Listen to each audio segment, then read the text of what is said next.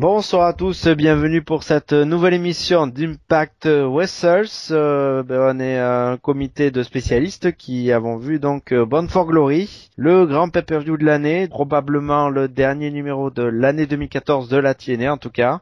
Salut, c'est moi Brousty. Donc avec moi l'inamovible spécialiste de la TNA Made in Alsace. J'ai pas dit Allemagne pour une fois. Pour une fois, ouais. Bon ben salut à tous. Je Oh vous avoue non, que non, tu veux que je fasse à l'ancienne. voilà. Bonsoir à tous. Ah, c'est mythique, c'est une catchphrase incontournable ça. Donc, bien sûr, vous avez reconnu Sébastien. Donc, Eh oui, c'est moi. voilà. Et donc aussi avec nous, la dernière fois, on était un comité de sud. Cette fois-ci, je suis un peu isolé moi parce que c'est un ch'ti qui est avec moi aussi. C'est Vincent. Salut Vincent. Salut Broussi. Donc sur ce, après un petit jingle au programme, donc on va revenir sur Bound for Glory. Voilà. À tout de suite.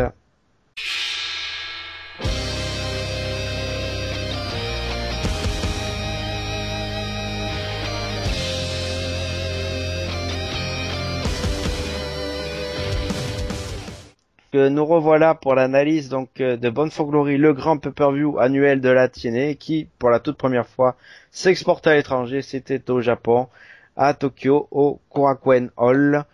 Salle bien connue, c'est celle qui a attiré le plus de shows de catch au Japon.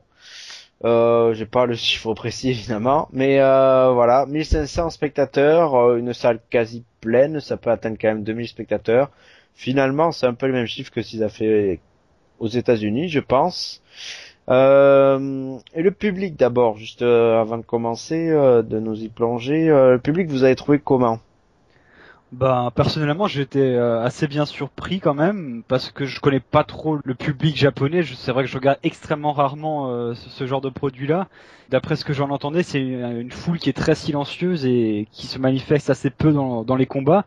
Et là, j'ai trouvé qu'elle était quand même assez active tout au long du show avec des fans qui étaient des connaisseurs de la TNA, qui supportaient même plus souvent les catcheurs de la TNA plutôt que les catcheurs locaux. Donc moi, j'ai trouvé que la foule était assez bonne finalement. Pareillement, Sébastien. Je me suis même demandé à un moment s'ils n'avaient pas été payés pour supporter les gars de la TNA. Bon, je me suis dit que vu les finances de Dick Carter, ça doit pas être ça.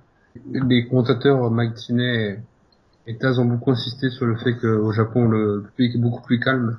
Et ça m'a un peu énervé parce que c'est pas vraiment vrai. Enfin, c'est moins le cas en 2014, on va dire, parce que si vous regardez les shows de la New Japan, le public est beaucoup plus réactif. Le public est beaucoup plus proche du public américain qu'il y a quelques années, quoi. Ah oui, ça a changé. De toute façon, la fanbase est devenue plus internationale. Le cas japonais, c'est quand même ouvert. Donc avant, il n'était pas non plus fermé, mais bon, là, il est plus que jamais internationalisé. Il y a qu'à voir là, déjà, la Wrestle One. Et donc, forcément, cette ouverture a fait aussi augmenter, je dirais, la culture catch des spectateurs qui suivent à peu près tout. Et puis en plus, qui connaissaient déjà, bon, on va y venir là assez vite, certains déjà de la TNA. Donc ça aide aussi, je dirais. C'est pas non plus les amnésiques, et c'est quand même des connaisseurs qui savent quand même apprécier les choses. Donc voilà.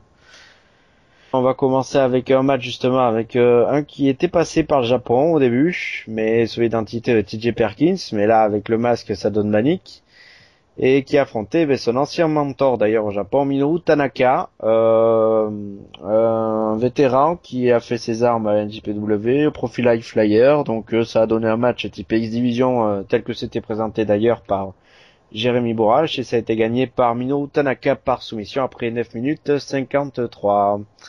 Vincent. À ne pas confondre dans Minoru Tanaka avec Masato Tanaka, qui est un autre catcheur japonais très populaire, Et connu avec par les fans. Suzuki. Ça fait des Oui. mix, ça. Mais Masato Tanaka, c'est un catcheur qui est passé par le OCW à la fin des années 90, qui est aussi assez populaire au Japon et connu aux États-Unis. J'ai trouvé le match plutôt bon, un des meilleurs de la soirée pour moi. Et j'ai l'impression que Manic est plus à l'aise depuis qu'il est avec James Storm qu'avant. Alors après c'est peut-être juste une impression, hein, parce que son talent de ring ne change pas, mais j'ai l'impression qu'il est beaucoup plus à l'aise dans ce personnage. Bah disons qu'avant c'est pas trop dur parce que déjà sous le Manic qui avait remplacé Suicide, bah, il apparaissait quasi pas. Donc voilà.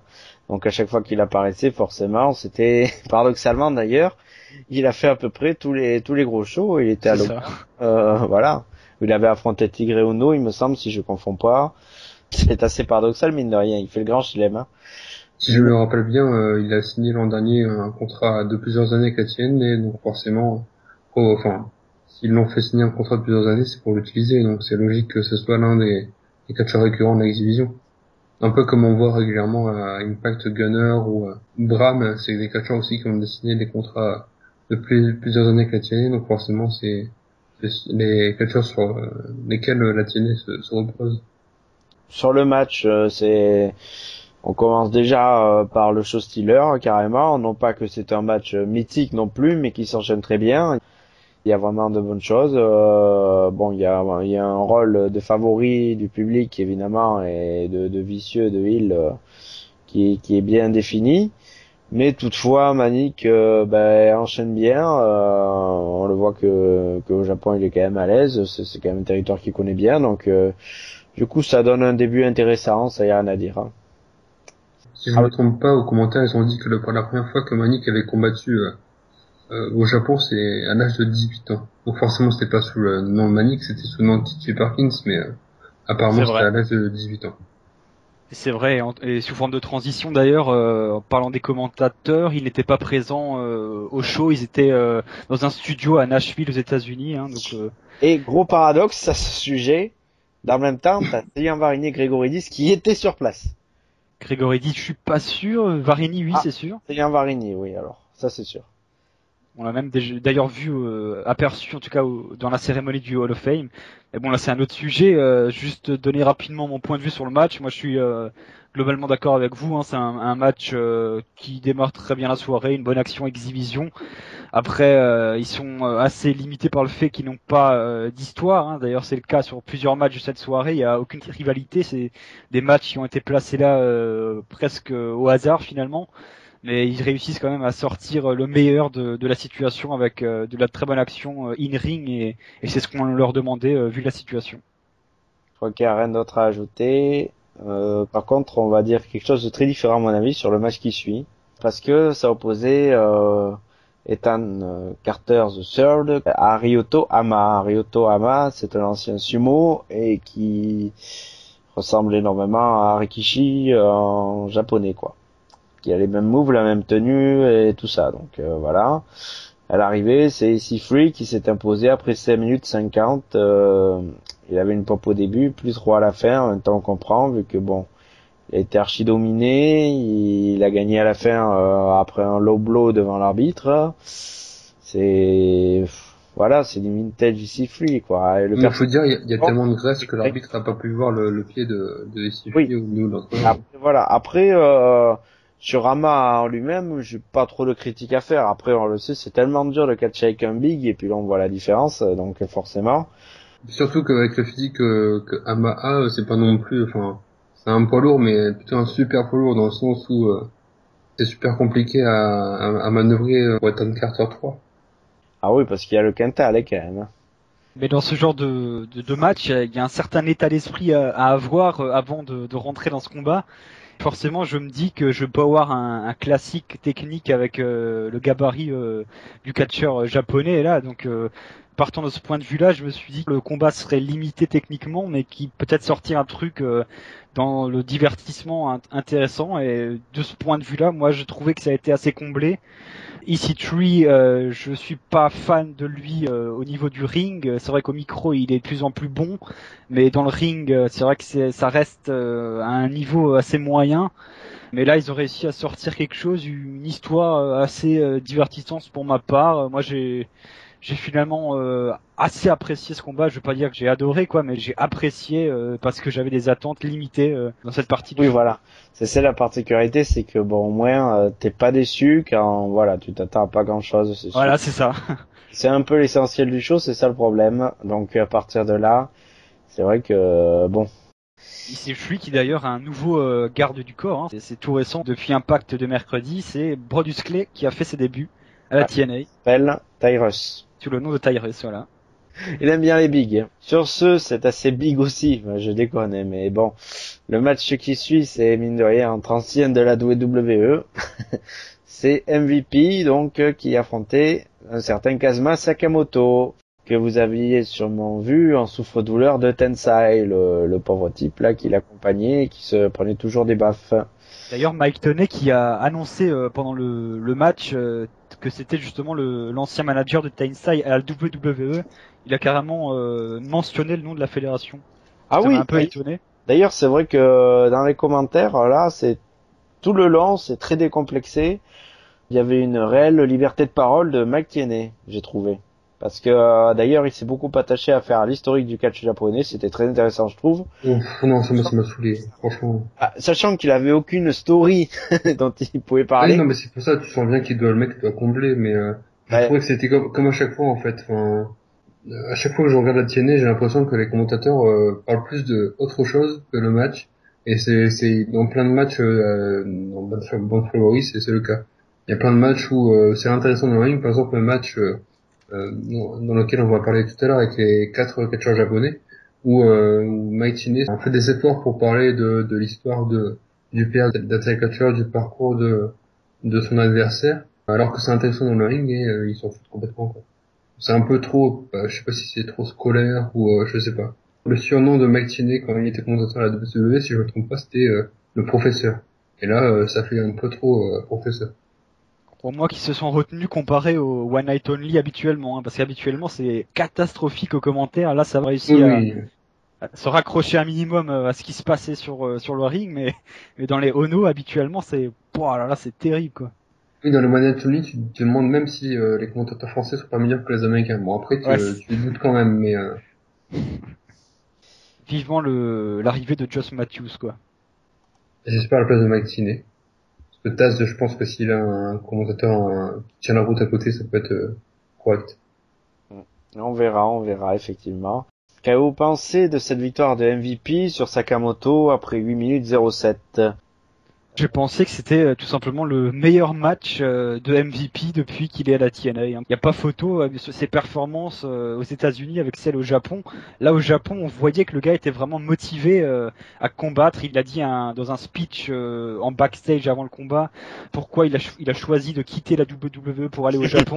Oui, oui, si on peut dire ça, parce qu'on peut dire qu'en même temps la WWE l'a licencié, donc on peut pas dire qu'il est parti lui-même, je crois. Bon, disons qu'il a fait le choix d'aller au Japon, hein, en tout cas alors. Hein. Il était invité, quoi. Voilà. Mais en tout cas, oui, il a démontré qu'il était assez motivé et ce soir-là, ça s'est prouvé. Il a fait un match de très bonne facture à mon goût. D'ailleurs, à ce sujet-là, à l'époque, il était parti à NJPW, j'avais suivi, il avait même décroché le tout premier titre champion intercontinental, il avait pas été bon du tout, le public n'avait pas du tout accroché, il était assez ennuyeux, il était un petit peu sur la suite de sa fin à la WWE où il était très pâteau, très lourd dans le ring, donc il m'a beaucoup étonné forcément sur ce match. J'ai retrouvé un MVP qu'on a vu à ses belles heures de la WWE avec le bowling, des prises qu'il faisait à la WWE qu'on l'a jamais vu faire à la TNA, ça c'est sûr. Finir avec prise. Le coup de pied dans la gueule, quoi. Ouais, c'est ça, ouais, voilà. Renaud, merci pour le détail. Un auditeur libre, ouais, depuis 2007, à peu près ce niveau. Favori de la foule, qui agit vraiment en face pur et dur, qui est très très propre, qui est très loin, mais c'est carrément pas le même qu'on voit à la TNA d'habitude, qui est très calculateur, qui évite l'affrontement, qui est toujours vicieux. Cette fois-ci, celui qui cherchait à être vicieux, c'était Sakamoto, qu'on voit tout de suite très limité dans le ring. C'était vraiment un match à la main de MVP. Donc, pour lui, c'est très convaincant. Par contre, Sakamoto, bon, bah, on va pas le regretter, ça c'est sûr. Hein. Bah, MVP, quand il veut, il peut sortir de bons matchs. Ce match m'a rappelé, même s'il n'y a aucun rapport, un match de MVP qu'il avait disputé contre Sami Callihan, je crois que c'est il y a 1 ou 2 ans à la House of Hardcore, la fédération de Tommy Dreamer, où c'était un match très stiff, qui était très bon, et ça m'avait étonné à l'époque parce que MVP avait plutôt l'habitude de voir des matchs assez lents ou assez tournés sur le côté divertissement du catch, je sais pas le côté sport. Et c'est vrai que c'est plutôt bon pour MVP. Après, peut-être qu'on aurait pu avoir un match de cette qualité s'il avait été dans le main event Slammiversary s'il s'était pas blessé au ménisque. Et j'ai été étonné quand même par Sakamoto qui a montré un peu de caractère, de personnalité. Quand on le voyait à la 2-2, c'était soit en souffre-douleur de Tensai, soit en jobber, le jobber japonais de NXT. Donc forcément, le voir un petit peu jouer avec le public, c'est intéressant. Ces cris m'ont fait assez rire parce que ça m'a fait, enfin la référence n'a aucun rapport avec le catch et tout pourri, mais ça m'a fait penser à Rafik dans le Royaume. Donc ces cris très aigus là, ça m'a fait assez rire. On passe, je pense, au match limite le plus attendu du show, qui était un freeway pour le titre X-Division. J'aime bien le dire que Samoa Joe ne pouvait pas le perdre. Je veux pas spoiler, mais bon. Il affrontait donc Loki et Kaz Hayashi et il a gagné donc à l'arrivée par soumission, arrêt de l'arbitre même sur Loki.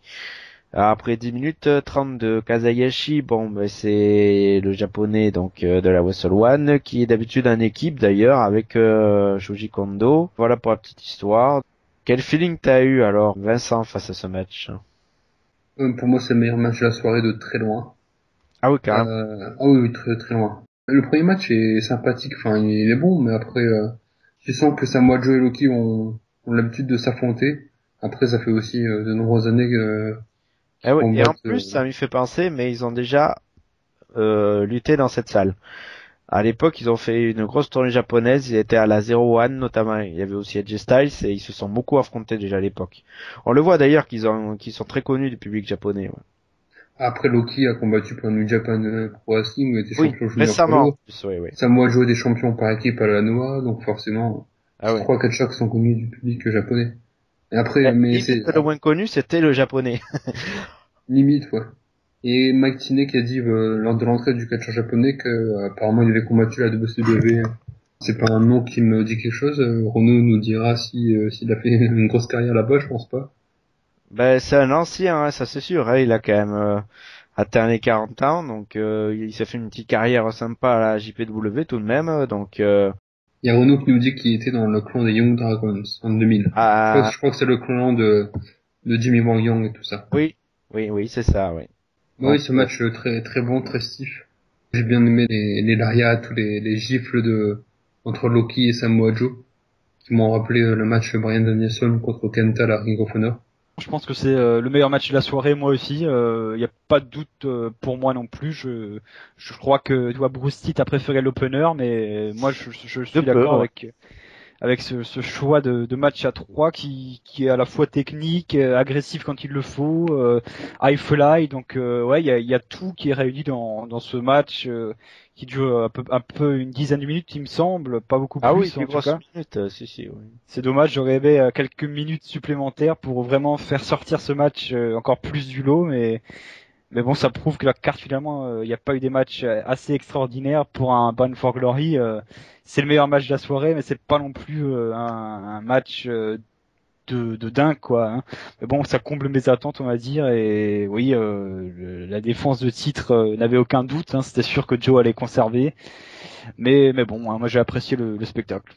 Ben, moi, je dirais que de toute façon, pour chaque match, et à mon avis, ça sera pareil pour vous, il faut malheureusement oublier le fait que ça a dénomination Bound for Glory, sinon aucun match n'atteignent sa place, de par l'enjeu qui est tout à fait inexistant, de par les stories qui sont tout à fait inexistantes, et de par le temps qui est accordé à chaque fois, parce que le plus long match, il atteindra un tout petit peu moins de 13 minutes, ce qui est quand même pas énorme. Surtout. Ouais, mais ce match-là, le match d'X-Division, il dure une dizaine de minutes, c'est pas non plus... Enfin, on aurait pu très bien voir ça dans la Bound for Glory si c'était à San Diego ou à Dallas. Hein. C'est vrai. Hormis le fait qu'il y ait un japonais, tu remplaces Hayashi par Sanada, t'aurais pu très bien voir ça dans un show aux États-Unis. Hein. Et puis le match est très bon. Hein. Ouais, non, mais c'est sûr, mais bon, après, il faut vraiment le prendre dans un cadre, je dirais, de weekly de luxe, entre guillemets, ce show. T'exagères un peu quand même.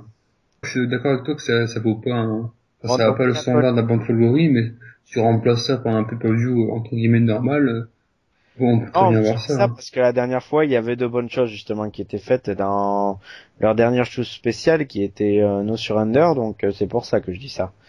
C'est assez ouais, mais dans les choses spéciales durent 1h30 et t'as pas beaucoup de catch là, il y a quand même Une dizaine de matchs, je crois qu'il y en a 8, donc... Oui, 8, mais bon, des fois, j'aurais voulu un peu mieux, surtout que on n'a pas atteint les 3 heures à l'arrivée, donc on était loin, les 3 heures. Ouais, mais t'es perfectionniste. C'est ça, ouais, voilà. Mais moi aussi, Il y avait pas assez d'argent pour faire 3 heures de show. moi aussi, ouais, j'aurais aimé. Mais j'aurais aimé de toute façon, ouais, aussi que ça dure plus. C'est pour ça que je dévalue un peu ce match. Parce qu'à 3, qui dure à peine plus, 30 secondes de plus que le Tanaka Manic, je suis assez déçu parce qu'il aurait pu gratter 13-15 minutes, quoi. Ça, mine de rien, en 3-4 minutes, on en fait de l'action, ouais. Donc, surtout là, avec la rapidité qu'il y a eu rien qu'au début du match, la séquence avec Loki, Kazayashi qui sortent Samoa Joe et qui ensuite se font un petit échange, là c'est très rapide. Et puis c'est bien huilé. Et puis ensuite la deuxième partie du match, il y a Kazayashi qui est sorti de manière très musclée du ring et puis donc ça finit par l'échange bon qu'on attendait évidemment entre Samoa Joe et Loki. Donc voilà, c'était bien huilé, mais entre guillemets trop rapide à mon goût pour que je sois aussi enthousiasmé que vous. Même si j'ai vu beaucoup de qualité, mais encore la durée, j'aurais voulu légèrement plus quand même. C'est un peu dommage. Disons que pour sublimer le match, il faudrait 5 minutes de plus, ouais, mais 10 minutes, ça suffit pour faire un bon match, pas un très bon match. Ben voilà. Mais bon, quand on voit le cadre, on se dit, allez, lâchez-vous un peu. Mais c'est ça qui est dommage. Enfin, sur ce, mais bon, ce qui reste pas mal du tout. Ouais, je dis ça après, attention, il n'y a pas de bashing là-dessus. Passer à la suite. Oui, La partie spéciale Wrestle One, c'est-à-dire que là, bon, ben là, on voit la contrepartie énorme de la TNA qui, avec son roster très réduit mine de rien, privé donc de toutes ses têtes d'affiche, a donc laissé la place donc un match tout à fait de l'autre promotion quoi. Et puis donc du coup, après on voit des talents, il y a rien à dire. Une équipe. c'est des jeunes catcheurs, ça dérange pas. Oui voilà. Ça, en plus, ça fait la transition entre deux gros matchs. Et ouais, non, mais en plus, ça fait des styles bien variés parce qu'il y a une équipe. Andy Wu et El Hijo del Pantera, c'est du style luchador parce que bon, sachant que El Hijo del Pantera, comme si vous maîtrisez l'espagnol, c'est le fils de El Pantera. Voilà. Et Andy Wu est un élève d'El Pantera. Donc autant dire que là, on a vraiment un style lucha libre qui est imprimé par les deux et qui donne du sale au match. Et en face, il y a Jiro Kuroshio qui lui a une gimmick très identifié, de très précieux, toujours à se toucher les cheveux, recoiffer, tout ça. Un Tiger Breeze, quoi, en gros. Ah ouais, exact, c'est vrai. Il catch avec la veste, hein, tout au long du combat. Ah, ça c'est Brian Kendrick, c'est ça, ouais, allez. 2008-2009. Et il était associé à Yusuke Kodama, dont d'ailleurs, lors de son interview avec nous, je me rappelle Rosto avait lutté contre lui, il nous avait parlé de lui, donc voilà, c'est pour le petit salut aussi. Ces derniers se sont imposés, donc victoire des Heels, parce que là vraiment on avait un affrontement Heel contre Face assez identifié, le comportement était pas tout à fait, mais bon, vous voyez qu'il y avait vraiment une volonté entre guillemets d'être un peu vicieux, d'imprimer son rythme, et les autres un peu plus accélérateurs. Ça s'est fait en 9 minutes 15, voilà. J'ai fini mon analyse, et donc je vous laisse y aller. Sébastien. Ah, tu me refiles la patate chaude là parce que je sais pas trop quoi dire. Hein. Forcément, je connais aucune des personnes qui étaient présentes sur ce ring-là. Qu'est-ce que dire à part que c'est un match qui est finalement assez bon avec 4 catcheurs qui ont eu l'occasion de briller chacun à leur tour. Voilà, je peux pas dire grand-chose de plus. Hein. Moi, j'ai été assez divers par ce match-là, même si je connaissais pas les gars. Donc, ils ont bien réussi leur coup. Vincent, est-ce que tu as eu la même impression que moi, qui forcément, face au style de ces catcheurs là, comme j'ai parlé, c'était pas vraiment du puro. Le puro, quand tu regardes la New Japan, les matchs avec les juniors poids lourds, c'est pas non plus... Oui, bon, là, d'accord. Non, mais là, tu vas pris d'entrée la catégorie flyer, mais sinon... Oui, forcément. Non, mais le puro, faut pas non plus catégoriser ça avec que les Stan Hansen. Ah non, attention. Les gros poids lourds le qui puro, font des lariats. que c'est un truc de bourrin, hein, disons tout net. C'est pas ça, le puro. Non. C'est un style ultra technique et très très varié. Là, je dirais que c'était vraiment sur un mode high flying, ce qui est pas si mal. C'est peut-être pas la faute du match, en fait, ma faute qui était pas, j'étais peut-être pas assez concentré sur le match ou trop fatigué quand j'ai regardé le match, mais j'ai trouvé ce match long, beaucoup trop long pour ce que c'était. Parce que le match a duré 1 minute de moins que celui juste avant, quoi. Ça, pour la Alors, durée, je suis d'accord. Pour un match d'exhibition, je trouve ça très très long. Ça aurait pu durer 6 minutes, ça aurait été impeccable, quoi. Là, je trouve ça un peu long. Ouais, non, c'est sûr. La durée là-dessus, c'est vrai que on se dit que s'il y a des minutes à piocher par rapport à tel ou tel match, le match précédent aurait pu piocher 2-3 minutes sur ce match, c'est vrai. C'est sûr. Utiliser 2-3 longueurs, même si c'était pas si mal que ça le contenu. Et ce match est aussi l'exemple des commentateurs américains qui étaient complètement énervants pour moi. Avec Andy Wu, ils ont insisté lourdement sur Andy Wu, en faisant des vannes sur Ric Flair, en faisant Oui, au début. voilà le Wu de Ric Flair.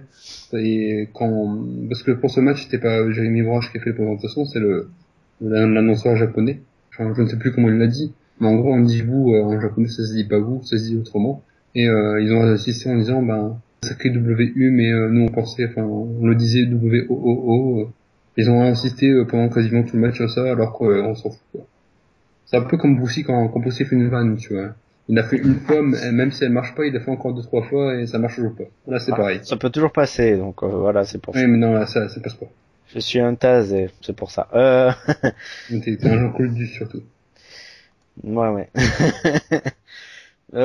Sur ça, on va passer à la partie beaucoup plus connue, du coup, qui suivait un clip vidéo revenant sur la cérémonie du Hall of Fame. On était habitué à voir sur les premières intronisations un segment sur le ring, sauf que là, cette fois-ci, ils ont bien organisé ça façon, je dirais entre guillemets WWE, par une cérémonie la veille, chargée d'émotions, avec Tommy Dreamer très très ému, donc j'ai trouvé ça plutôt bon, bien sûr, c'était mieux que sur le ring là pour le coup. C'était l'intronisation bien sûr de Bully Ray et d'Yvonne. J'aurais peut-être aimé qu'il y ait une partie qui se fasse sur le ring, peut-être la remise justement des montres qui symbolisent l'entrée dans le Hall of Fame, parce que là je trouvais que ça faisait un petit peu trop confidentiel, puisque finalement on n'a pas beaucoup d'images de cette cérémonie, on a juste le petit clip de 2 minutes 30 qui a été proposé, on n'a rien d'autre. Donc j'aurais aimé peut-être une plus grande ouverture vers ça, avec peut-être une partie dans le ring, donc un petit peu déçu de ce côté-là. Je suis d'accord avec toi, Sébastien. En plus, je trouve ça toujours très ridicule, le Hall of Fame de la TNA. Déjà parce que la TNA n'existe que depuis 2002, donc forcément, faire un Hall of Fame quand t'as 12 ans d'existence, pour les premiers Hall of Famers, ça va, mais après, t'es forcément obligé de piocher Et en plus, dans des catcheurs qui méritent moins. Et puis, j'ai trouvé ça toujours débile de faire un Hall of Fame qui n'est pas télévisé. Parce que quand les catcheurs sont intronisés, ils remercient les gens qui ont pavé la route. Ah oui, ça c'est sûr. Et forcément, remercier des gens qui ne sont pas forcément dans la salle, ou même remercier les fans, parce que généralement les catcheurs qui sont intronisés remercient les fans pour les avoir soutenus pendant les années de leur carrière. Ils ont remercié plusieurs fois les fans, mais ils n'étaient pas présents, effectivement. C'est sur un petit clip. Moi, j'aimerais que la cérémonie soit filmée et que, pas forcément que ce soit diffusé sur Pac TV, mais au moins que ça soit disponible sur la chaîne YouTube de la TNA ou sur leur site, et que ça puisse être vu par le plus grand nombre. Là c'est confidentiel, quoi. Donc finalement c'est plus un Hall of Fame politique qu'un Hall of Fame. Mais savoir si en fait hommage, quoi. Ce sera pas en bonus DVD vu la durée du show qui est de 2h40 peut-être, qui réserve ça au bonus DVD. Et puis pour finir là pour la séquence Hall of Fame, il y a aussi le détail. Il y a eu Sting qui était encore en action, Kurt Angle encore en action, et là les deux sont encore en action. Donc forcément, ça fait toujours bizarre un Hall of Fame, parce que Hall of Fame, ça, comme ça, parce qu'un Hall of Fame, on le sait, ça consacre quand même très majoritairement, essentiellement et quasi exclusivement, des catcheurs qui ont arrêté leur carrière, au moins dans la fédération où ils sont Hall of Fame. Sauf que là, pas du tout. Même Devon a repris pour être intronisé. C'est ça qui est très fort. Mais ce qui est encore plus drôle, alors je sais pas s'ils font ça pour garder les catcheurs, mais c'est que les catcheurs qui sont en Hall of Fame à la TNA, après ils s'en vont. Sting est parti à 2-2, Kurt Angle va sûrement... Ça chauffe. À moins qu'il arrive pas à signer à 2-2 et qu'il revienne à la TNA, mais il va plus être à la TNA. Et là, Devon et Bully Ray seront plus là à la fin de l'année. Ils se disent vite, faut qu'on mette tel gars dans le Hall of Fame avant qu'il parte justement à la WWE, et à ce moment-là ils savent qu'ils vont plus l'introduire, parce que la WWE va tout bloquer forcément, donc ils se disent vite, faut qu'on le fasse avant qu'on ne puisse plus le faire, et c'est le cas pour Sting, Angle et maintenant la Team 3D. Ce qui est encore plus ridicule pour les sur Hall of Fame de TNA. Alors qu'ils auraient pu mettre des gars comme Booker T ou Christian, qui était apparu, qui on se rappelle, Anniversary, l'année dernière. Celui qui a intronisé Tommy Dreamer, le lendemain, c'était quand même l'adversaire de la Team 3D. Il était associé à Abyss, parce que dès qu'il y a un match hardcore, autant mettre Abyss. C'est un petit peu le maître de la TNA dans le genre, donc... C'est très bien ça. Du coup, ça nous faisait de la Team 3D qui gagnait tout de même, évidemment, après 12 minutes 53, je dirais tout à fait normalement, parce qu'une défaite, ça aurait été très mal vu, parce que tout de même, voilà, surtout qu'ils étaient très appréciés, c'est un match dans lequel le public est assez bien entré, même si j'ai toujours des limites sur le rythme un petit peu, je dirais que on l'a vu très vite, heureusement qu'il y avait des objets, parce que au début, c'était assez lent quand ils mettaient pas d'objets. Et le problème, c'est qu'on a vu tellement, là c'est Monsieur Exigeant qui parle, c'est qu'on a vu tellement de matchs avec eux, on sait toujours un petit peu ce qui arrive par avance. Et là, du coup, il y a rien d'imprévisible. C'est ça qui est dommage. C'est bien fait et tout, mais il y a rien d'imprévisible. À part que les tables japonaises, elles sont vraiment assez réduites en largeur, quoi. Sébastien. Je trouve que c'est assez débile de faire un match hardcore avec des gars qui sont potes finalement, puisqu'on a vu, on va revenir sur le petit clip de Le Fame, on a vu Tommy Dreamer qui a fait un discours pour l'intronisation de la Team 3D, il était presque en pleurs, et là le lendemain, tout d'un coup, il va faire un match hardcore avec des objets pour défoncer ses potes, quoi. Donc ça montre l'absence de sens dans ce show, il n'y a pas de sens voilà, oui. de l'histoire. Au moins ils ont eu l'audace, on va dire, de créer des petites tensions d'avant-match avec Abyss, puisque Abyss n'a pas voulu serrer la main de la Team 3D, donc c'est la seule mini-histoire qu'on a pour justifier la stipulation, ce qui ne suffit largement pas, ça c'est sûr. Après ouais, le match en soi, moi j'ai pas trouvé ça bon. Moi, j'ai trouvé que c'était assez lent, un manque de rythme assez important. Je trouve que c'était presque comme un main event d'une mauvaise fédération indie avec des gars en fin de carrière. Donc moi, j'ai pas trouvé ça. Moi qui voulais j'ai pas aimé. mon propos parce que j'ai pas été très séduit. Bon. Mais je suis finalement toidé parce que j'ai nuancé mon propos là. Quand je t'entends, ouais, je me rends compte que j'ai nuancé parce que moi aussi, j'ai pas beaucoup aimé. Donc c'est pour ça. Est-ce que Vincent a aimé au moins? Ah, moi, j'attendais rien de ce match, donc à la limite, je m'en fous quoi. Mais c'est vrai que le public était assez chaud, mais après pour compléter le propos de Sébastien, à One Night Stand 2005, le main event c'était les 2-2 contre The Sandman et Tommy Dreamer, et ils se sont serrés la main juste avant le match. Il n'y avait pas de rivalité entre les deux équipes, ils voulaient juste se foutre sur la gueule. Mais c'est vrai que là, pour Band Favori, ça fait un peu limite. Surtout qu'on aurait pu mettre, je sais pas, Magnus et Bram en face, ou serait revenu au même, quoi. Mais oui, non, c'est un match pour la forme, quoi. Un gros respect pour Tommy Dreamer qui expliquait sur son Twitter ou sa page Facebook, je ne sais plus, qu'il y a de gros problèmes de dos en ce moment. Et en gros, à chaque fois qu'il prend l'avion, il a très très mal au dos, presque insupportable. Et là, forcément, pour aller au Japon, il fallait faire 14 heures d'avion.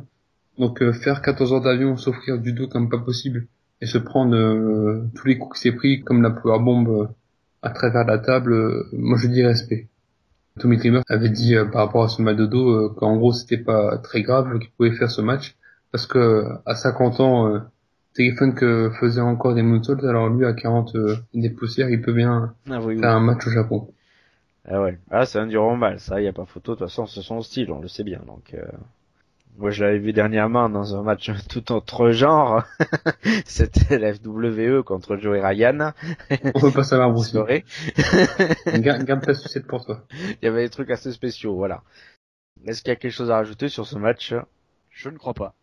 Longtemps, il était annoncé qu'il n'y aurait pas de match féminin. Finalement, si. Le titre knockout était en jeu entre la nouvelle championne Avoc, qui était devenue championne au niveau de la retransmission télévisée en tout cas, pas forcément en temps réel, depuis une semaine, un peu plus, même 10 jours, qui a affronté Velvet Sky, qui l'a battu, je dirais, très facilement, au tout premier move, simple prise de l'ours, quoi. Var soumission après 6 minutes. T'as pensé quoi, Seb? Alors déjà, je vais vous donner ma théorie pour expliquer pourquoi Velvet Sky a pris part à ce match-là. Ouais, j'aimerais voir, ouais. Et la raison est très simple à mon sens. Pour exciter les fans. Non seulement pour ça, mais également... Non seulement également pour ça, mais je vais vous le dire, mesdames et messieurs, je vais vous le dire. La raison est que c'est la compagne de Bully Ray tout simplement, et que Bully Ray à mon avis a demandé à ce que Velvet Sky fasse partie de la tournée au Japon pour l'accompagner pour l'intronisation Hall of Fame, et donc les officiels se sont dit ah ben tiens d'accord, donc on va la mettre dans un match, ça nous évitera de prendre une autre lutteuse, on va mettre Velvet Sky dans le match pour le titre, et voilà, elle s'est retrouvée avec un match de championnat. C'est ma théorie, c'est peut-être pas vrai, mais c'est ce que je pense. À vous de juger si elle est bonne ou pas. Je suis, parce que bon, on peut pas dire qu'elle a excité le public japonais. Pour que le match dure entre guillemets aussi longtemps, 6 minutes, on va dire que dans les standards féminins c'est assez long, surtout avec la grosse différence de standing et surtout de caractéristiques, parce que Avoc c'est la puissance brute qui détruit tout sur son passage. Sky c'est tout l'inverse, c'est elle, donc du coup d'ailleurs c'était un peu ça, c'est pour ça que ça a duré aussi longtemps, parce que Sky est arrivé par sa vivacité à échapper on va dire au grip de Avoc, et puis dès qu'Avoc l'a prise c'était fini quoi. Très très simplement, même pas eu besoin de mettre un choc slam ou autre chose. Elle a même pas utilisé son finish habituel qui est le choc slam, elle a utilisé la prise de l'ours, le bear hug pour finir le match, et donc ça prouve qu'elle a pas eu besoin de beaucoup se démener pour remporter le match. Ouais, juste une accolade, c'est tout. Voilà. Il y a pas grand chose à retenir là-dessus, sinon que j'adore Avoc. Alors on va passer au main event. Avec, je dirais, la seule story illustrée. C'est donc cette rivalité avec James Storm qui a pris sous son aile l'ancien élève du Great Muta, c'est-à-dire Sanada, qui en a fait le Great Sanada. Et donc du coup ça fait un match par équipe, James Storm et le Great Sanada contre le Great Muta et Tajiri bien sûr. Donc c'était la fête du Mist, que James Storm qui avait pas de Mist a craché, donc à l'arrivée, victoire de Great Muta et Tajiri en 10 minutes 56 et tout le monde est content, sauf que après il y a un après-match où James Storm il met quand même son last call super kick sur Muta et Tajiri, il y a Mani qui arrive aussi pour l'attaque, et puis là, donc à faire allons-y dans le show libre je dirais, Bully Ray et Devon, les stars du show, qui arrivent au secours de Muta et Tajiri. Et du coup, c'est la happy end et une coupure brutale d'ailleurs de la retransmission, parce que ils ont encore fait notre speech après en disant qu'ils allaient jeter les titres détenus par Bullet Club, sachant que ce sont les titres par équipe de la NJPW. Tant dire, ça leur est mal fait, je dirais qu'en conclusion de son plus grand show, de la TNA, carrément direct l'annonce du départ de catcher. Mais ouais, voilà. Qui a fait la promotion d'une fédération concurrente à la WrestleMania aussi. C'est vrai aussi, oui. Mais donc, bon, maintenant que j'ai raconté tout le contexte, et puis que j'ai pas forcément grand chose à dire de ce match, parce que bon, un peu moins de 10 minutes pour un main event de Bound for Glory, c'est bof. En même temps, je dirais que forcément, c'était pas non plus de l'hyper-action, c'était quand même assez lent parfois. Il y avait de bonnes choses, mais bon, moi j'ai pas été vraiment séduit. Même le public, c'était le match limite où il était le moins dedans, j'exagère peut-être légèrement, mais pas beaucoup je dirais. Tout de même, hein, je les ai pas sentis beaucoup dans le match, à part qu'il y avait le Green Mist ou le Blue Mist ou je sais pas, non pas Blue Mini, le Blue Mist, qui était craché, sinon pas entendu beaucoup de réactions, et en même temps je suis assez d'accord, parce que c'est quand même assez décevant pour ma part ce main event. T'as pensé quoi Seb? Toi, j'ai pas aimé le match. Il n'y a pas de manœuvre impressionnante pour un main event. Il y a pas il y a pas le hit factor. Même si je parle pas de Bobby Roode là, mais il y a pas le hit factor ça aurait sur été ce bien match. qu'il soit, quand on sait qu'il n'y a pas Bobby Roode. Ouais. Sinaris, Jeff Hardy, Eric Young et Bobby Lashley et les Wolves. Oh là là. Enfin bref. Et pas les champions par équipe, les champions poids lourd. Juste ça, quoi. D'ailleurs, c'est la mode en ce moment de ne pas faire apparaître les champions du monde poids lourd dans toutes les fédérations. Ouais. Bon, ça c'est une autre histoire, comme on dit. Comme je disais, je n'ai pas spécialement apprécié, d'autant plus que le livre des règles du catch a été jeté par la fenêtre à plusieurs reprises, puisque je me rappelle que Sanada a frappé son adversaire avec une espèce de bâtonnet sous les yeux de l'arbitre. Ensuite, aussi le Great Muta qui avait attaqué à l'extérieur James Storm, je crois, avec une chaise. Ouais, mais là, je dirais, t'es plus dans les règles, entre guillemets, japonaises, parce que dans les matchs japonais, la disqualification est assez rare, et il y a quand même pas mal de choses qui sont permises. Pas tout nécessairement, mais je vois souvent des matchs dans les fédérations japonaises, où il y a des trucs, des fois, qui sont un peu plus limites, moins traditionnels, et c'est permis. Et je crois que c'était un peu arbitré dans ce sens, plus à la manière japonaise. Ah bah pourtant c'était un arbitre américain, c'est ça qui est paradoxal. siffleur. Je sais, ouais, le fameux siffleur, oui. Le fameux. Que dire de plus? Victoire surprenante. Personnellement, je pensais que c'était le moment de Sanada pour briller peut-être. Comme je sais qu'ils ont de gros espoirs sur ce catcheur-là, je pense que s'il gagne ce soir contre le Great Muta, ça peut lui faire énormément de bien dans sa carrière. Donc c'est une occasion manquée sur ce coup-là. Là, la victoire du Great Muta, ça va rien lui changer quoi dans sa carrière. Elle est derrière lui, donc il aurait pu mettre over. Un futur catcheur, donc j'ai trouvé que c'était assez dommage. Ouais, non, c'est sûr, mais bon, en même temps, je vais te dire, le Great Muta, à chaque fois qu'il affronte comme ça quelqu'un qui est son élève ou qui est dans un choc vraiment du maître et de l'élève, il gagne systématiquement. Bon, le problème, c'est que la dernière référence que j'ai, c'est à Enaito, Vincent dira, bof. Mais voilà, c'est pour ça que c'est un peu ça, et puis sachant qu'en plus, le 15 novembre, il me semble, il va fêter ses 30 ans de carrière. Dans le main event, pour le titre de la Wrestle One, dans un show, il y a aussi Matt Hardy, qui sera dans un freeway contre Tajiri et Sanada, justement. Et puis, il y aura aussi un certain Alberto Del Rio El Patron, qui affrontera Funaki, d'ailleurs, qui aurait pu être vu dans ce show, comme quoi la Wrestle One a pas nécessairement mis ses meilleurs sur le papier, parce qu'il n'y avait pas déjà son champion, qui est Masayuki Kono, pas Shoji Kondo aussi, qui est un catcheur très intéressant. Là-dessus, j'aurais bien échangé Sakamoto ou ouais d'autres par là avec d'autres, voilà. Bref, donc c'est Funaki, le traducteur de Kenta. Non, Masakatsu Funaki, pardon, pas. Il faut préciser quand même. Autant pour moi, c'est vrai, ouais. Masakatsu, qui est à peu près le même âge que Sho Funaki au passage. Mais ça s'arrête là, la comparaison. Mais donc voilà, c'est pour ça. Le paradoxe de ce show, c'est que on voit des catcheurs intéressants de très bon niveau, quelques têtes d'affiche, mais pas nécessairement les têtes d'affiche actuelles des deux fédérations. C'est très curieux. Mais bon, voilà, on finit donc sur une note assez fade, je dirais. Ben, je pense qu'on va passer aux notes, avec la note de Sébastien. Ma note. Déjà, est-ce que je vais parler du fait, enfin, on l'a déjà assez évoqué, c'est pas le véritable Bound for Glory, hein. Pour moi, ça c'est plutôt un one night only. Ah oui. Tout ça, on en a largement discuté, donc je vais pas refaire cette histoire-là. Donc je vais essayer de me concentrer sur ce qui a été proposé. Déjà, la première surprise, c'est déjà que le ring à 4 côtés a été utilisé et non pas le ring à 6 côtés. Ça, j'avais un petit doute là-dessus et finalement, ça a été la première option qui a été choisie. Finalement, c'était bien un ring japonais au cœur de la TNA, donc. C'est ça. Avec le logo Wrestle One en plein milieu du ring, donc tout le monde était content. Les deux fédérations étaient représentées. J'ai bien aimé finalement l'action in-ring sur les 5 premiers matchs. Après les 3 derniers, ça m'a pas vraiment plu.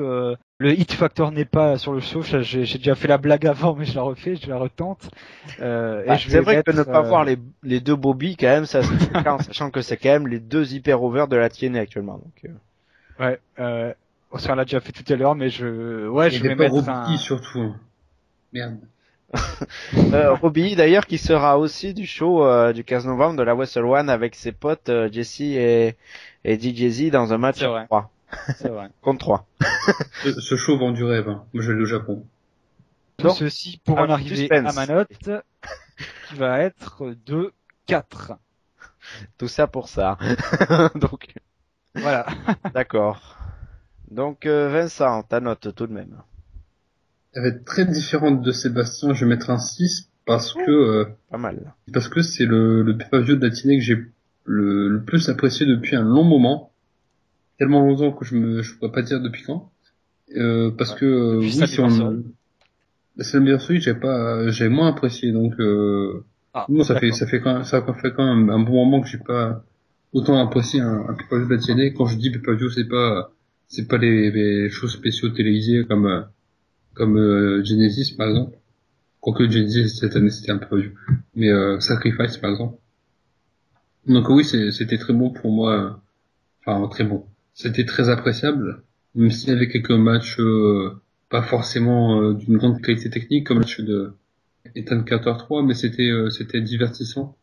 Et je voudrais ajouter un truc qu'on n'a pas évoqué.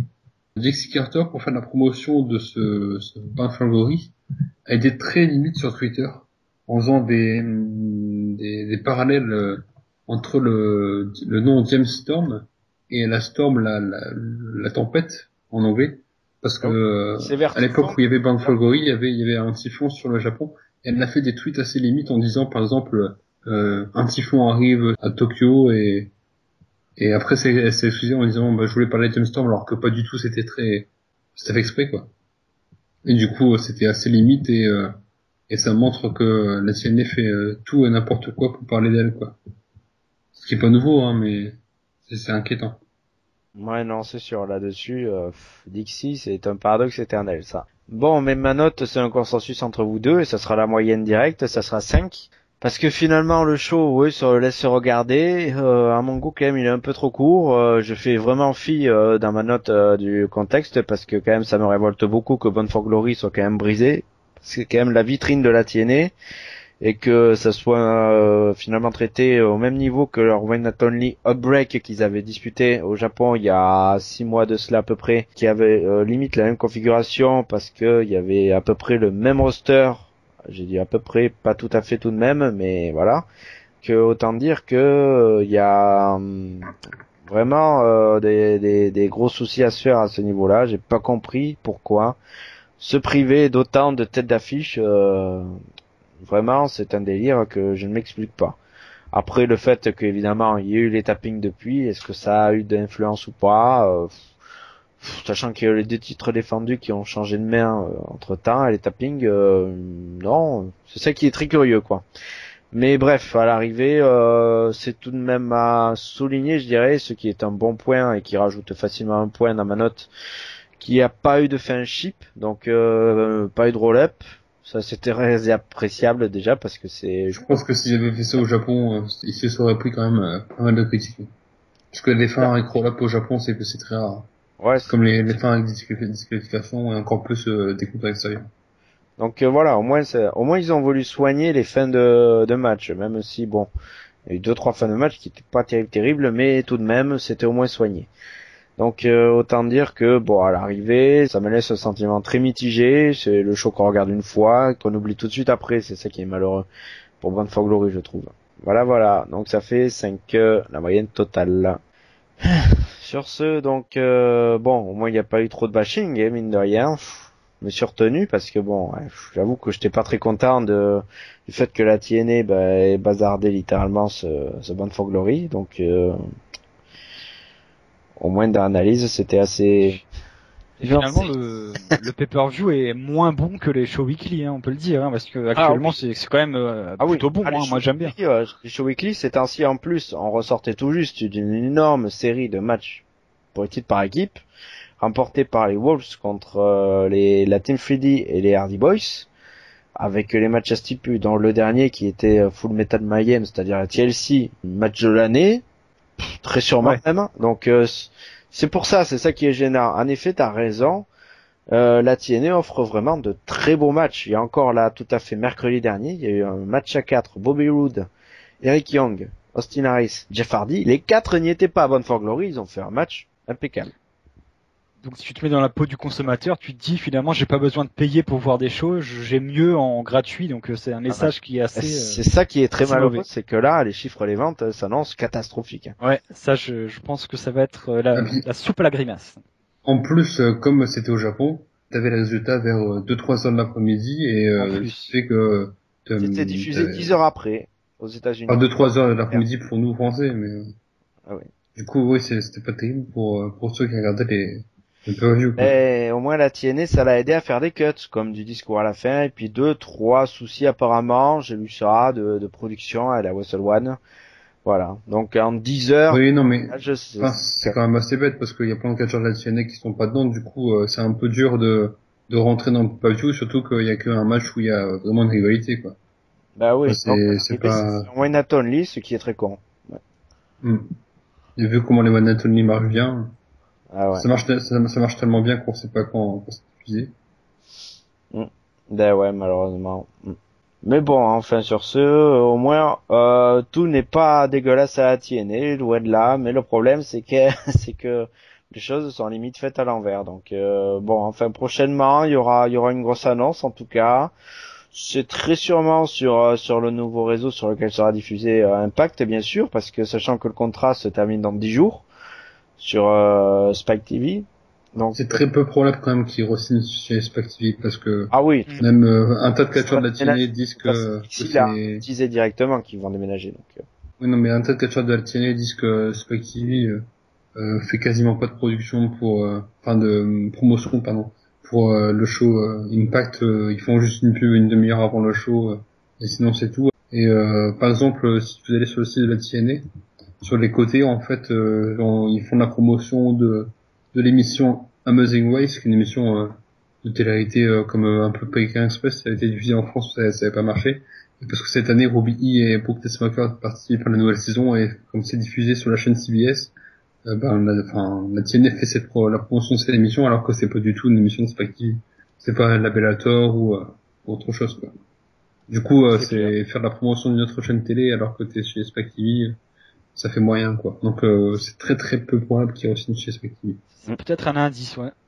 ouais, ça on vous tiendra au courant d'ailleurs, ça c'est sûr. Et puis ils peuvent choper une chaîne, si les gens de la TNA se débrouillent pas trop mal, ils peuvent choper une chaîne pas trop, comment dire, de faible audience, parce que même si c'est pas des chiffres énormes par rapport à Monday Night Raw, mais Impact rassemble quand même 1 million de spectateurs chaque semaine environ.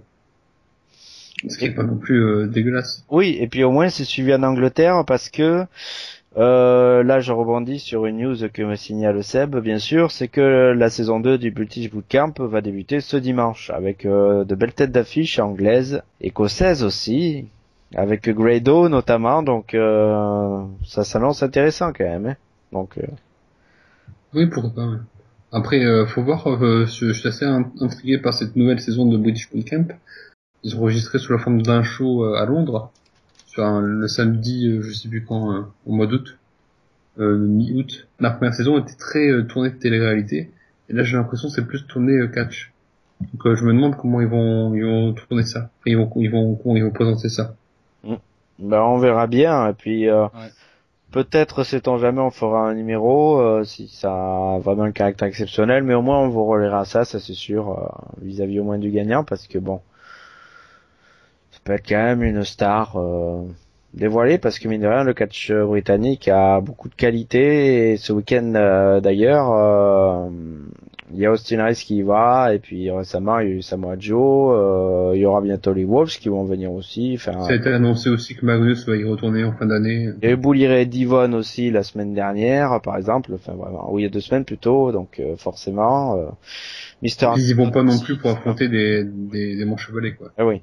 Limite, c'est à se demander qui de la TNA n'est pas encore venu lutter en Grande-Bretagne cette année, parce que dans les têtes d'affiche, à part Bobby Lashley, je vois pas. ouais, il y a Bobby Roode. Parce que même MVP, bon après MVP, il a eu le syndrome, ben c'est au moment de son anniversary, donc du coup. Oui, il s'est blessé là-bas, donc. Mais au moins il a assuré les apparitions, mais il a pas lutté finalement, donc voilà. À part la première fois quand il s'est blessé. Oui, voilà, c'est ça, mais sinon voilà. Et sinon, ouais, voilà, il y a absolument tout le monde, hein, donc Jeff Hardy peut-être aussi, non, qui me semble n'y est pas allé aussi, mais sinon. Ça, c'est pour des raisons légales, ouais. Voilà, c'est beaucoup Gus. Là, voilà, ça lui plaît, ça, ce genre d'allusion. Bon, mais surtout, je pense qu'on peut fermer ce numéro et penser à la liste des partenaires. Avec donc un partenaire Voxcatch qui nous a fait donc ce superbe logo, merci la reine, ce nouveau logo de Westos Radio, avec une superbe partie que vous pouvez voir bien sûr. Toute mauve et noire, bizarrement. Je sais pas pourquoi c'est couleur. Ah, c'est un peu nos couleurs, hein, je dirais. Et ben ouais. Et il y a aussi la review que je fais de Bound for Glory où à peu près je dis ce que je viens de dire de toute façon dans le podcast. Peut-être légèrement moins nuancé tout de même. Tout plein d'articles comme d'habitude, des brèves, l'actualité de WWE 2K15 aussi bien sûr. Et donc voilà, prochainement en plus il y aura une petite escapade de Vincent et Pierre à West Catch en Bretagne qui vous en parleront. Et parce qu'il y a quand même London et Brian Kendrick qui seront présents donc.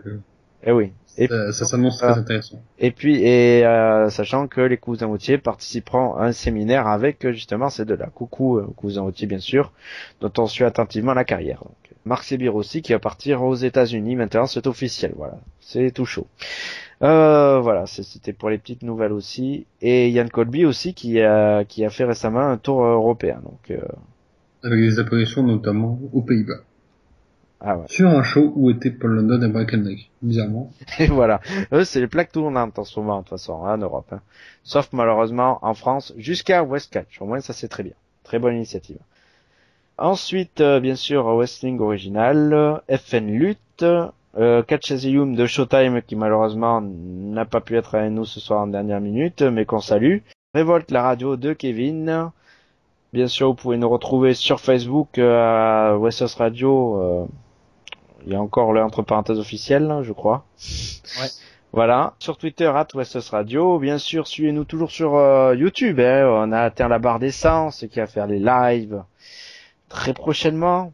Donc jeudi dans 10 jours, donc vous aurez le premier live sur YouTube, qui sera donc sur la WWE Late Night Wrestles sur Hell in a Cell, comme qui dirait notre cher ami Renaud, Hell in the Cell.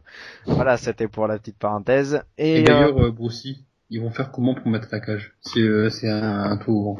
Ah oui, ça c'est Kevin, voilà. Et que je ne perde pas le fil, vous pouvez nous écouter aussi sur archive.org, bien sûr. Et on va reprendre le fil sur iTunes. Malheureusement, MP a quitté l'aventure, mais ça sera repris sur iTunes prochainement, on vous tiendra au courant. Il a quitté l'aventure de Koh-Lanta ou de Westos Radio? Je sais pas, il paraît que c'est Moundir d'ailleurs qui l'a quitté aujourd'hui, c'est à voir, donc je sais pas. C'est vrai, on lui demandera. N'hésitez pas à réagir et merci beaucoup en tout cas de nous suivre, ça nous fait toujours très plaisir. En plus, vous voyez un petit peu certaines de nos tronches, en tout cas là vous voyez nos 3 tronches à nous là. Donc on va bientôt vous dévoiler d'autres tronches, on espère. Hein, Renaud. Bref, sur ce, normalement à l'année prochaine pour la TNA, on va dire. D'ici là, bien sûr, les nouvelles. Et puis donc, le prochain, Late Night Wrestles, qui sera le jeudi 30. Mais on espère ne pas vous faire peur, la veille d'Halloween, bien sûr. Et puis ensuite, on vous réservera de toute façon une surprise avant Survivor Series, sachant que on va être du côté de l'House Show de Paris-Bercy. Donc, on vous relèvera tout ça. Voilà. Donc sur ce, merci à vous et puis merci à mes 2 acolytes et à la prochaine. Ciao, bonne semaine.